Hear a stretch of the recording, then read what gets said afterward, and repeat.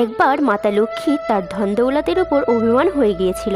এই ব্যাপার নিয়ে মাতা লক্ষ্মী ও সরস্বতীর সঙ্গে কথা কাটাকাটি হয়। যখন এই ব্যাপারের কোনো সমস্যার সমাধান হলো না, তখন এই বিষয়টি নিয়ে মাতা লক্ষ্মী ও সরস্বতী ভগবান বিষ্ণুর কাছে যান, যেখানে মাতা গঙ্গাও আগে থেকেই উপস্থিত ছিলেন। ভগবান বিষ্ণু ধ্যানে লীন হয়েছিলেন।